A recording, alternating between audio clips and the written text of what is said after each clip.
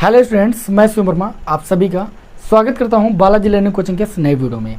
Students, आज की class में आप लोगों को हम क्लास 10th की फिजिक्स विषय के अंतर्गत चैप्टर नंबर 1 प्रकाश का परावर्तन तथा अपवर्तन, इसके मैं आप लोगों को न्यूमेरिकल सॉल्व करना बताऊँगा। इस चैप्टर के अंतर्गत अगर हम बात करें जो दर्पण वाला पोर्सन है, जिसमें आप लोगों ने अवतल दर्पण और उत्तल दर्पण का अध्ययन किया है। अवतल दर्पण द्वारा प्रतिबिंब बनने के किरण आरेखों को हमने खींचा है, 6 किरण आरेख आप लोगों ने खींचे होंगे, और उत्तल दर्पण द्वारा प्रतिबिंब बनने के 2 किरण आरेख आप लोगों ने खींचे होंगे। अगर आप लोगों ने नहीं खींचे हैं या उन क्लासों को नहीं किया है तो इस वीडियो के डिस्क्रिप्शन में आपको एक लिंक दिया जा रहा है, वहाँ पर चले जाइएगा। आपने जो भी क्लास नहीं की हैं, पहले से जो मैं पढ़ाते चले आ रहा हूँ, उन क्लासों को आप कर लीजिएगा।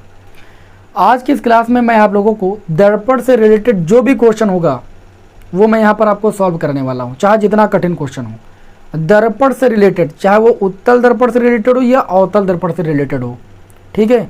अगर इससे संबंधित कोई भी क्वेश्चन आता है आपके बोर्ड एग्जाम में तो 100% आप इस क्लास को करने के बाद क्वेश्चन को सॉल्व कर लोगे। तो चलिए आज की क्लास को हम शुरू करते हैं और आज की क्लास का पहला क्वेश्चन लेते हैं। पहला क्वेश्चन आपकी स्क्रीन पर लिख कर आ रहा है। आपको किसी भी किताब को ओपन करने की कोई ज़रूरत नहीं। आप चाहे जिस प्रकाशन की बुक पढ़ रहे हों, आपके प्रत्येक प्रकाशन की बुक का जो है क्वेश्चन सॉल्व हो जाएगा इस क्लास को करने के बाद, ठीक है ना। तो पहला न्यूमेरिकल आप लोगों के सामने स्क्रीन पर आ रहा लिखकर। इसमें बोला जा रहा है 40 सेंटीमीटर वक्रता त्रिज्या के अवतल दर्पण की फोकस दूरी ज्ञात कीजिए। बताया जा रहा है कि 40 सेंटीमीटर वक्रता त्रिज्या है। अब वक्रता त्रिज्या को किससे लिखा जाता है? आर से लिखा जाता है। आर बराबर है 40 सेंटीमीटर। एक चीज़ का ख्याल रखिएगा, यहाँ पर जो वक्रता त्रिज्या है वो अवतल दर्पण की है। अवतल दर्पण की फोकस दूरी हो चाहे वक्रता त्रिज्या हो, वो सदैव ऋणात्मक होती है। क्यों ऋणात्मक होती है? क्योंकि ये दूरियां सारी अवतल दर्पण के सम्मुख पड़ती हैं और इसमें चिन्ह प्रपाटी का नियम होता है, निर्देशांक ज्यामिति चिन्ह प्रपाटी का नियम। तो जितनी दूरियां एक्स अक्ष की ऋण दिशा में होती है, यानी सामने होती हैं, वो सारी दूरियां आपकी ऋणात्मक ली जाती हैं। तो जो वक्रता त्रिज्या होती है वो आपके सामने ही होती है, इसलिए वक्रता त्रिज्या को हम माइनस चिन्ह से लिखते हैं, ठीक है। अब वक्रता त्रिज्या फोकस दूरी में रिलेशन क्या होता है? आप सभी को पता है कि जो फोकस दूरी होती है वो वक्रता त्रिज्या की आधी होती है। तो यहाँ पर r का मान -40 दिया गया है, तो -40 रख देंगे और बटे में 2 कर देंगे। इसको काट लेंगे तो f बराबर हमको मिल जाएगा -20 सेंटीमीटर, ठीक है। इस प्रश्न में आपसे ये बोला जा रहा था कि 40 सेंटीमीटर वक्रता त्रिज्या के अवतल दर्पण की फोकस दूरी ज्ञात कीजिए। अवतल दर्पण की फोकस दूरी ऋणात्मक होती है, तो आप देख सकते हो कि फोकस दूरी आपकी ऋणात्मक आई है और -20 सेंटीमीटर आई, क्योंकि वक्रता त्रिज्या और फोकस दूरी में रिलेशन होता है f बराबर r/2। समझ रहे हो ना। जो फोकस दूरी होती है वो वक्रता त्रिज्या की आधी होती है। चलिए बढ़ते हैं अगले क्वेश्चन नंबर 2 की ओर। क्वेश्चन नंबर 2 है हमारा कि एक उत्तल दर्पण की फोकस दूरी 15 सेंटीमीटर है, तो उसकी वक्रता त्रिज्या कितनी होगी? तो आप यही सूत्र लगाओगे, फोकस दूरी 15 सेंटीमीटर है तो वक्रता त्रिज्या कितनी हो जाएगी? 2f हो जाएगी। देखिए 2 का गुणा f से हो जाएगा, 15 दूना 30 हो जाएगी। फोकस दूरी वक्रता त्रिज्या की आधी होती है, तो फोकस दूरी अगर दी गई है तो आप उसको दोगुना कर दीजिएगा, वक्रता त्रिज्या आपको पता चल जाएगी। अगला क्वेश्चन है हमारा कि एक अवतल दर्पण की फोकस दूरी 20 सेंटीमीटर है। एक अवतल दर्पण की फोकस दूरी 20 सेंटीमीटर है। दर्पण से 30 सेंटीमीटर की दूरी पर रखी वस्तु के प्रतिबिंब की स्थिति ज्ञात कीजिए। तो यहाँ पर देखते हैं, यहाँ पर बोला गया कि एक अवतल दर्पण की जो फोकस दूरी है वो 20 सेंटीमीटर है। तो अवतल दर्पण की फोकस दूरी कितनी है? 20 सेंटीमीटर। मैंने आपको बताया कि अवतल दर्पण की फोकस दूरी को हम ऋण चिन्ह के साथ लिखते हैं, क्योंकि अवतल दर्पण की फोकस दूरी ऋणात्मक होती है। ये 20 सेंटीमीटर है। दर्पण से 30 सेंटीमीटर की दूरी पर रखी वस्तु है। दर्पण से 30 सेंटीमीटर की दूरी पर रखी वस्तु है। अवतल दर्पण की 6 स्थितियां आपने सीखी हैं। अवतल दर्पण में जब भी वस्तु रखी गई है वो अवतल दर्पण के सम्मुख ही रखी गई है और सामने की जितनी भी दूरियां होती हैं वो निर्देशांक ज्यामिति चिन्ह प्रपाटी के नियम के अनुसार ऋणात्मक ली जाती हैं। तो वो एक्स अक्ष की ऋणात्मक दिशा में पड़ेगी। तो यहाँ पर आपको जो वस्तु की दूरी हो जाएगी वो कितनी आपकी हो जाएगी? वस्तु की जो दूरी है वो दर्पण से 30 सेंटीमीटर है।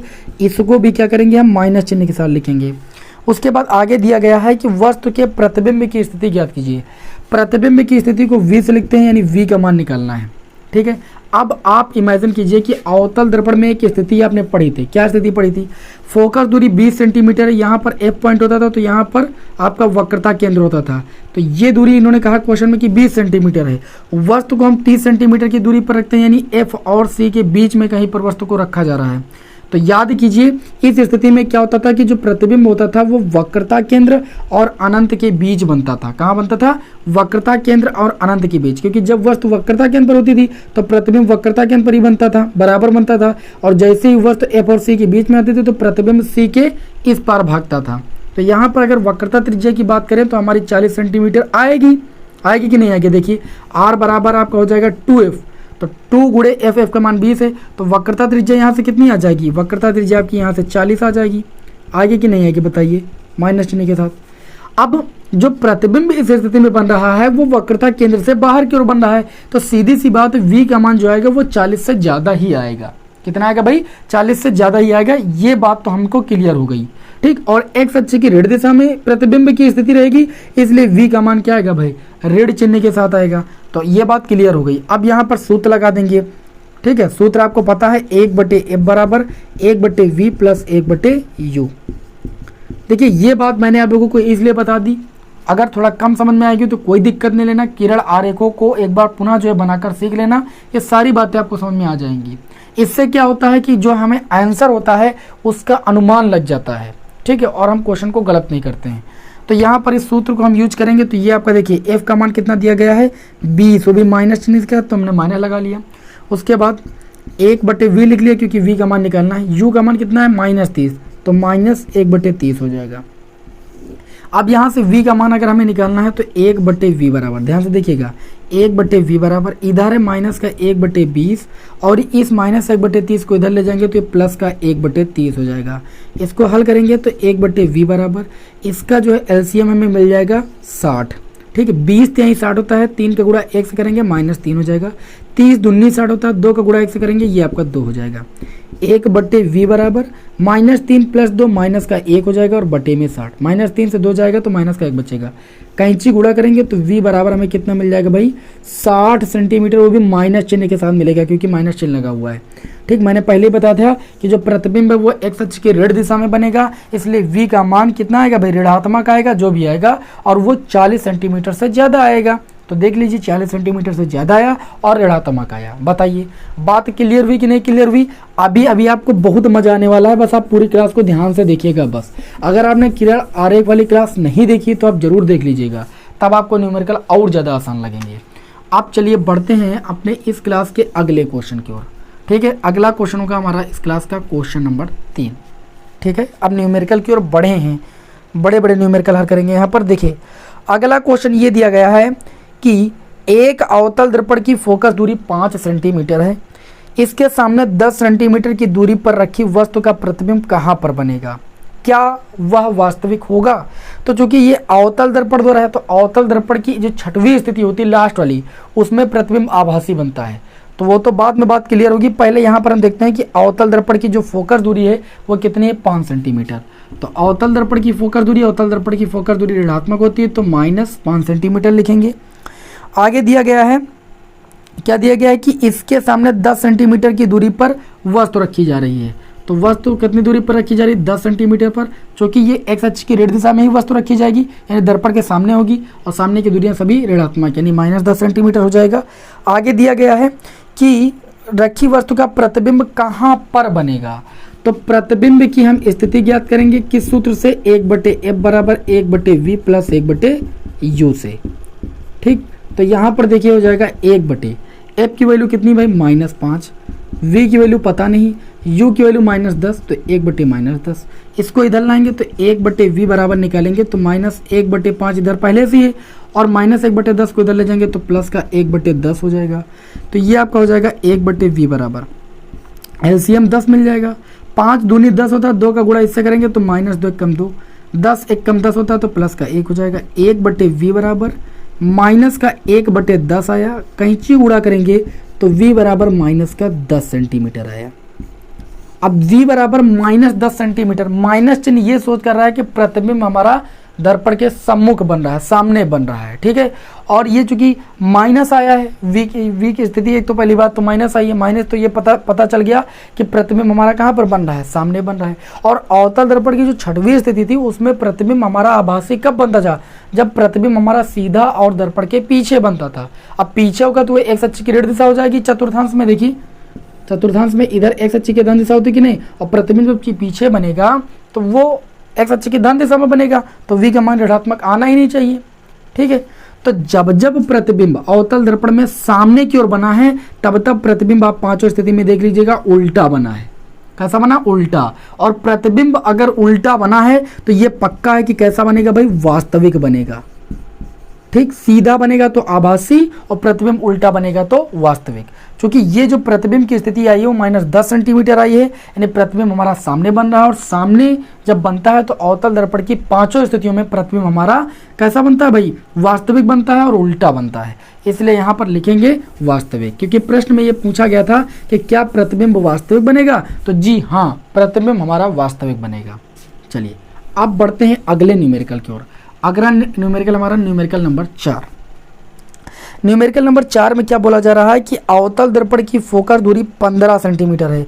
दर्पण से 30 सेंटीमीटर की दूरी पर रखी 2 सेंटीमीटर लंबी वस्तु के प्रतिबिंब की स्थिति, आकार एवं प्रकृति ज्ञात कीजिए।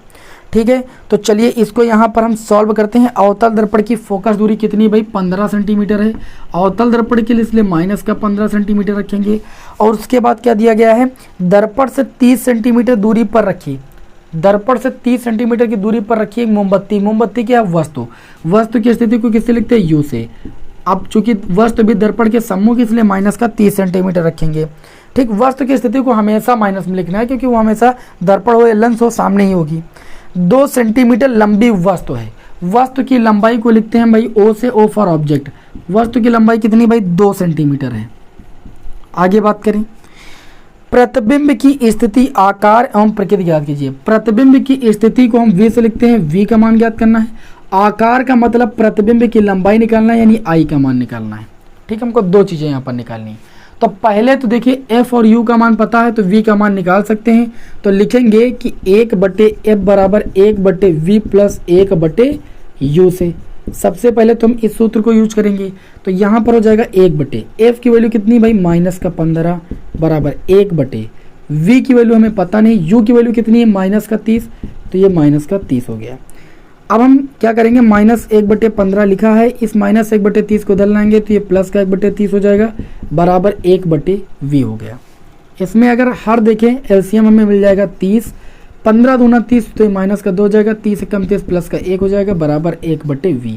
-2 प्लस 1, ये माइनस का 1/30 बच जाएगा, बराबर 1/V। कैंची गुणा करेंगे तो V बराबर हमें -30 सेंटीमीटर मिल गया। प्रतिबिंब की स्थिति हमारी माइनस में है, इसका मतलब जो प्रतिबिंब है वो हमारा दर्पण के सम्मुख बन रहा है। अब अवतल दर्पण है, अवतल दर्पण में प्रतिबिंब सम्मुख हमारा 5 स्थितियों में बनता है। अब यहाँ पर देखें तो जो प्रतिबिंब बन रहा है वो 30 सेंटीमीटर की दूरी पर बन रहा है। इन्होंने ये कहा कि प्रतिबिंब की लंबाई ज्ञात कीजिए। तो आप लोगों ने क्या किया? आप लोगों ने पढ़ा है रेखीय आवर्धन की परिभाषा से m बराबर होता है I/O, यानी प्रतिबिंब की लंबाई बटे वस्तु की लंबाई के अनुपात को हम रेखीय आवर्धन बोलते हैं। और ये सूत्र पूरा होता है V/U के बराबर। इस सूत्र का यहाँ पर हम यूज करेंगे। तो देखिए I की वैल्यू पढ़ता नहीं, बटे O का मान है 2 सेंटीमीटर। अच्छा, जो वस्तु की लंबाई है वो हम धनात्मक यहाँ पर रखेंगे, क्योंकि अवतल दर्पण में जब भी मुख्य अक्ष पर कोई वस्तु रखी थी तो ये ऐसे रखी थी, ऐसे। तो यहाँ पर जब चतुर्थांश के नियम लगाएंगे तो ये y की धन दिशा होती है। तो y की धन दिशा में अगर कोई वस्तु खड़ी है तो उसकी जो लंबाई है वो धनात्मक ही ली जाएगी। क्लियर हुई इतनी बात की नहीं? क्लियर हुई। इसलिए यहाँ पर हमने क्या किया है, जो O का मान रखा है वो धनात्मक रखा है। आगे देखिए भाई, यहाँ पर सूत्र में -V/U होता है, तो माइनस लगाएंगे। V होती प्रतिबिंब की स्थिति जो कि -30 आई है, तो -30 रख देंगे, और बटे में U वस्तु की स्थिति भी -30, तो -30 रख देंगे। ये -10 से -10 कैंसिल हो जाएगा, और ये 30 कम से 30 कैंसिल हो जाएगा। अब यहाँ बचा 1 और 1 माइनस का गुणा -1 और 2 का गुणा करेंगे, कितना आ जाएगा? -2 सेंटीमीटर। यानी जो प्रतिबिंब की लंबाई आएगी वो भी आपकी कितनी आएगी भाई? 2 सेंटीमीटर आएगी। अच्छा, आप कहोगे कि यहाँ पर प्रतिबिंब की जो लंबाई है वो माइनस में क्यों आई? तो देखिए प्रतिबिंब उल्टा बन रहा है, उल्टा बनने का मतलब वो y अक्ष की ऋण दिशा में बन रहा है।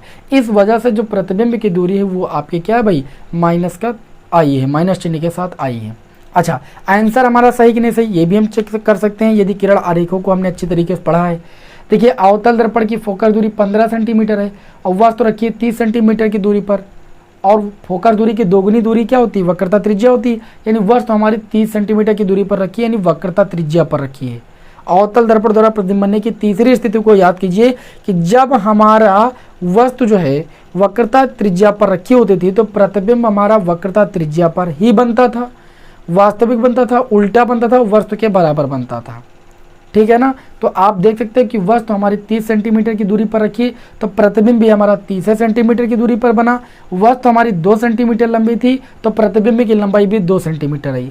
फर्क इतना है कि वस्तु सीधे ऊपर की ओर खड़ी थी इसलिए वस्तु की लंबाई को धनात्मक लिखा गया, लेकिन प्रतिबिंब नीचे उल्टा बन रहा था, बराबर ही बन रहा था, इसलिए यहाँ पर माइनस का 2 सेंटीमीटर आया। यानी आंसर हमारा 100% सही है, कोई दिक्कत नहीं होने वाली है। चलिए अब हम बढ़ते हैं अपने इस क्लास के अगले न्यूमेरिकल की ओर, न्यूमेरिकल नंबर 5 की ओर। न्यूमेरिकल नंबर 5 में क्या बोला जा रहा है कि एक अवतल दर्पण के सामने 20 सेंटीमीटर दूर रखी वस्तु का वास्तविक प्रतिबिंब 30 सेंटीमीटर दूर बनता है। दर्पण की फोकस दूरी ज्ञात कीजिए। इसमें बताया जा रहा है कि अवतल दर्पण के सामने 20 सेंटीमीटर दूर रखी वस्तु, यानी वस्तु की स्थिति दी गई कितनी भाई, 20 सेंटीमीटर। अब वो अवतल दर्पण के सामने इसलिए ऋण चिन्ह के साथ लिखेंगे। आगे बोला गया है कि वास्तविक प्रतिबिंब बन रहा है, यानी अवतल दर्पण की 5 स्थितियों में से कोई स्थिति की बात हो रही है। वास्तविक प्रतिबिंब 30 सेंटीमीटर दूर बन रहा है तो प्रतिबिंब की जो स्थिति है वो 30 सेंटीमीटर है और वास्तविक बनता है, इसका मतलब सामने की ओर ही बनेगा, इसलिए यहाँ पर ऋणात्मक चिन्ह के साथ प्रतिबिंब की स्थिति को लिखेंगे। और दर्पण की फोकस दूरी आपको ज्ञात करना है, एफ का मान ज्ञात करना है। अब किस दर्पण की फोकस दूरी निकालना है, अवतल दर्पण की। तो अवतल दर्पण की फोकस दूरी सदैव ऋणात्मक होती है, तो सूत्र लगा देंगे 1/f बराबर 1/v प्लस 1/u से। ठीक, ऋण चिन्ह के साथ आनी चाहिए। तो 1/f बराबर 1/v की वैल्यू कितनी, माइनस का 30 प्लस है लेकिन u का मान है माइनस का, तो ये माइनस का 1/20 हो जाएगा। 1/f बराबर हर आपको इसमें से मतलब एलसीएम मिल जाएगा 60, 30 दूनी होता है 60 तो माइनस का 2, 20 23 60 होता है तो माइनस का 3। तो ये हो जाएगा 1/f बराबर माइनस 2 माइनस 3 माइनस का 5 और बटे में 60, 5 एकम 5 और ये हो जाएगा 5 एकम 5 5 दूनी 10 है ना। तो यहाँ से कैंची गुणा करेंगे तो आप देख सकते हो f का मान मिल गया हमें माइनस का 12 सेंटीमीटर। तो मैंने पहले बताया था कि अवतल दर्पण की फोकस दूरी ऋणात्मक होती है, इसलिए यहाँ पर f बराबर माइनस का 12 सेंटीमीटर हमको मिल गया। बताइए ये न्यूमेरिकल आपको समझ में आए कि नहीं आए। अगर समझ में आ गए हों तो इनका स्क्रीनशॉट तुरंत ले लीजिए। प्रश्न आपके सम्मुख लिखकर आ ही रहा था। अब फिर हम बढ़े अपने अगले न्यूमेरिकल की ओर, ठीक है, क्योंकि अभी बहुत सारे न्यूमेरिकल हैं। चलिए इसको यहाँ पर हम थोड़ा थोड़ा रफ करते हैं, फिर आगे आप लोगों को पढ़ाते हैं। अगला न्यूमेरिकल देखिए हमारा क्या कहता है भाई, है ना। थोड़ा थोड़ा रफ करते रहेंगे और आप लोगों को आगे के न्यूमेरिकल बताते रहेंगे। चलिए आगे के न्यूमेरिकल थोड़े जान लेते हैं हम। क्लास ज़्यादा बड़ी नहीं होगी, आपको बोरियत महसूस नहीं होगी, लेकिन न्यूमेरिकल समझ में आएंगे ये मेरी गारंटी है, यदि आपने किरण आरेखों को अच्छे तरीके से सीखा है। अब देखिए हमारा अगला न्यूमेरिकल क्या कहता है कि एक अवतल दर्पण की वक्रता त्रिज्या भाई 60 सेंटीमीटर है। तो अवतल दर्पण है, ये न्यूमेरिकल नंबर 6 होगा। एक अवतल दर्पण की जो वक्रता त्रिज्या है वो 60 सेंटीमीटर है। अवतल दर्पण की इसलिए ये दूरी आपकी ऋणात्मक होगी। तो यहाँ से जो फोकस दूरी हो जाएगी वो कितनी हो जाएगी, इसकी आधी यानी माइनस का 30 सेंटीमीटर हो जाएगी। आगे बात बताई जा रही है कि जो 5 सेंटीमीटर लंबी वस्तु है, वस्तु 5 सेंटीमीटर लंबी है, वस्तु की लंबाई को ओ से लिखते हैं, वो 5 सेंटीमीटर है। आगे आपसे बताया जा रहा है कि वस्तु दर्पण से 45 सेंटीमीटर दूर रखी है। ठीक है, वस्तु जो है वो दर्पण से वस्तु कितनी दूरी पर रखी है, वस्तु की स्थिति को यू से लिखते हैं, वो 45 सेंटीमीटर दूर है। ठीक है, देखिए वस्तु की जो लंबाई वो धनात्मक इसलिए ली जाती है क्योंकि वो ऐसे वाई की धन दिशा में खड़ी होती है, जबकि जो वस्तु है वो ऐसे दर्पण के सम्मुख होती है, और दर्पण के सम्मुख मतलब एक्स अक्ष की ऋण दिशा में, इसलिए वस्तु की स्थिति को हम क्या करते हैं, माइनस चिन्ह के साथ लिखते हैं। फोकस दूरी अवतल दर्पण की ऋणात्मक होती है, इसलिए माइनस का 30 सेंटीमीटर लिखा है। प्रतिबिंब की प्रकृति स्थिति एवं लंबाई ज्ञात कीजिए। प्रतिबिंब की स्थिति का मतलब v का मान ज्ञात करना है, लंबाई का मतलब i का मान निकालना है। ठीक है, अब यहाँ पर देखिए, चूंकि अगर हम देखें तो ये अवतल दर्पण है, ठीक है, तो सबसे पहले हम ये पता लगाएंगे कि हमारा जो प्रतिबिंब है वो उसकी स्थिति क्या है। तो हम सूत्र लगाएंगे 1/f बराबर 1/v और प्लस का 1/u।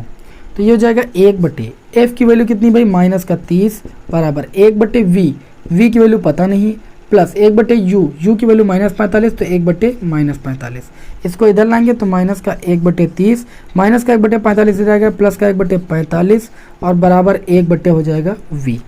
इसको हल करेंगे, यहाँ से हमको एलसीएम मिल जाएगा 90, 30 तिहाई 90 होता है तो माइनस का 3 हो जाएगा, 45 दूना 90 तो ये प्लस का 2 हो जाएगा बराबर 1/v।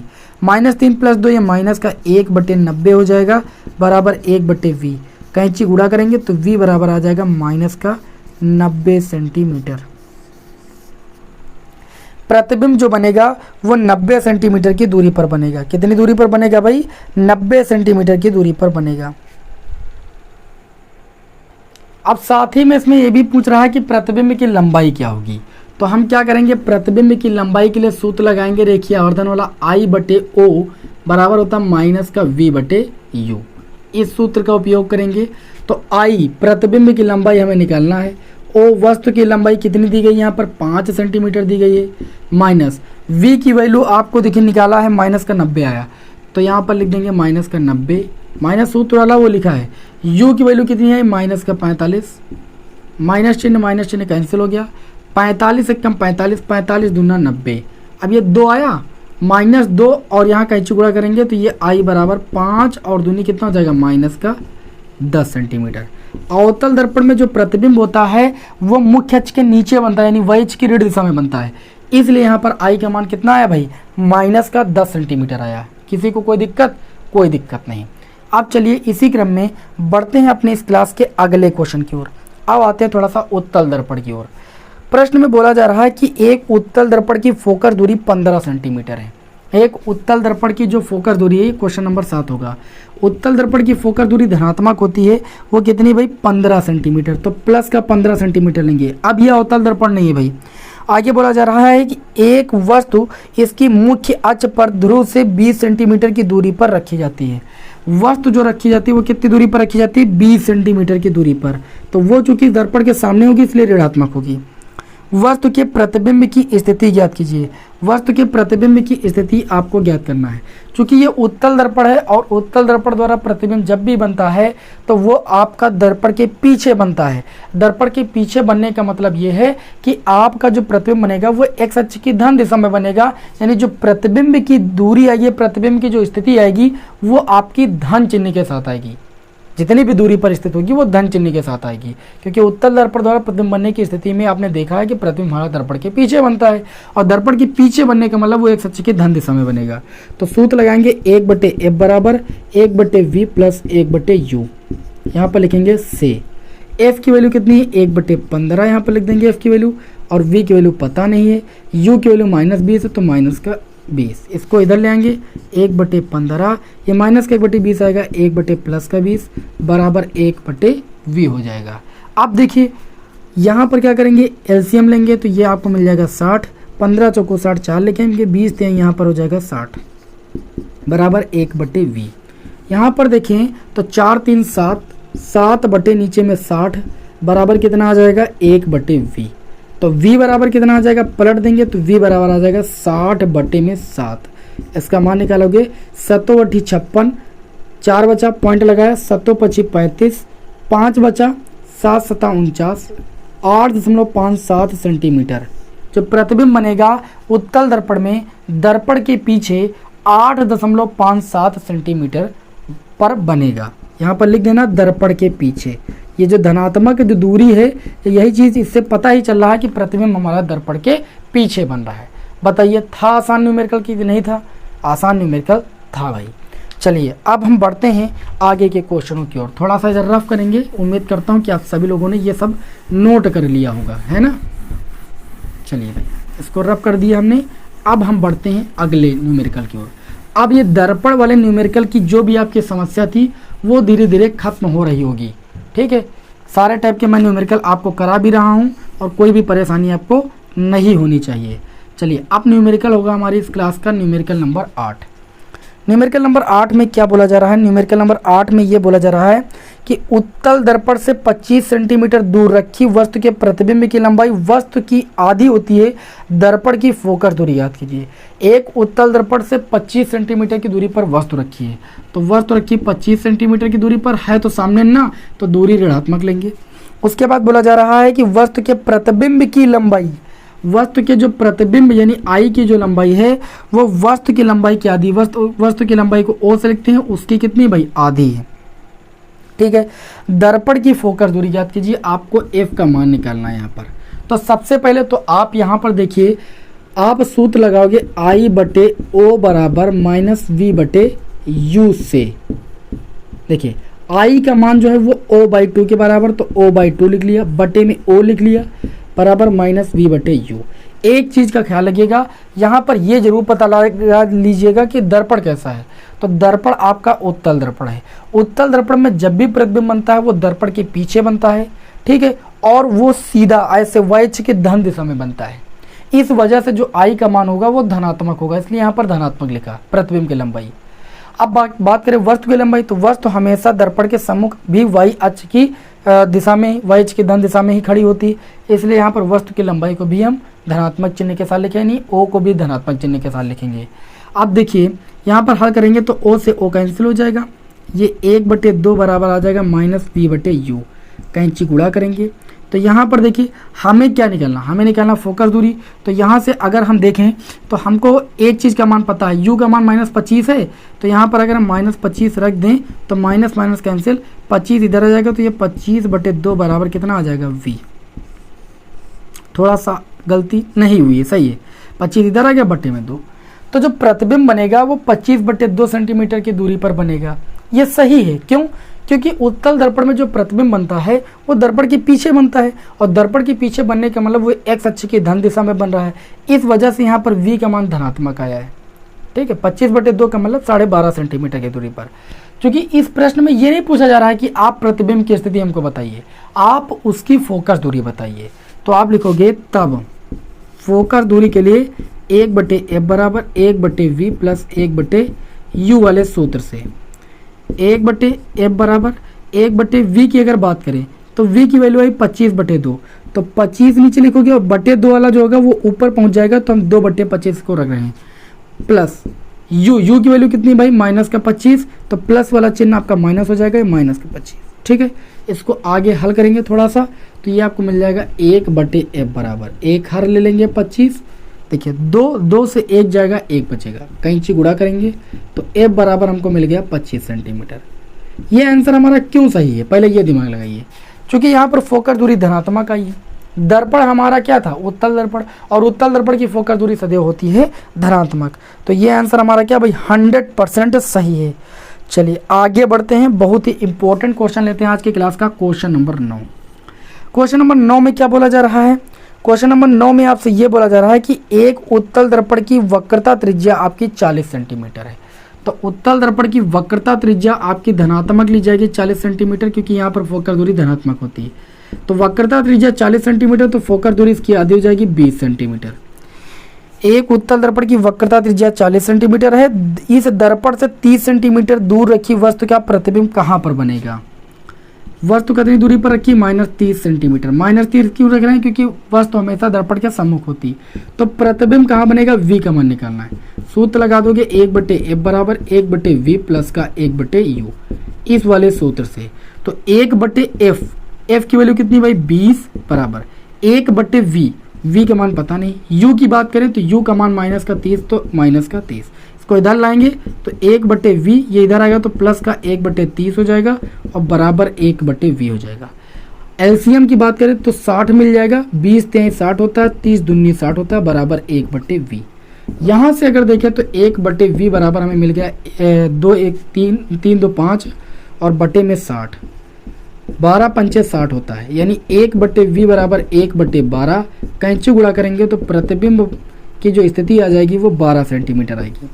प्रतिबिंब की जो स्थिति आई है वो प्लस का 12 सेंटीमीटर आई है। प्लस का 12 सेंटीमीटर ये प्रदर्शित करता है कि जो उत्तल दर्पण का प्रतिबिंब है वो दर्पण के पीछे बनेगा और 12 सेंटीमीटर की दूरी पर बनेगा। कैसा बनेगा, आभासी बनेगा। ठीक है, इस तरीके से मैंने आप लोगों को यहाँ पर देखिए 9 न्यूमेरिकल हल करा दिए। आधे घंटे का समय भी हो चुका है, क्लास ज़्यादा बड़ी नहीं रखेंगे। और एक न्यूमेरिकल मैं आप लोगों को होमवर्क के लिए दे रहा हूँ, और ये न्यूमेरिकल आपके स्क्रीन पर आ रहा है। इसको आप सभी लोग हल करके इसका आंसर हमें कमेंट बॉक्स में बताइएगा।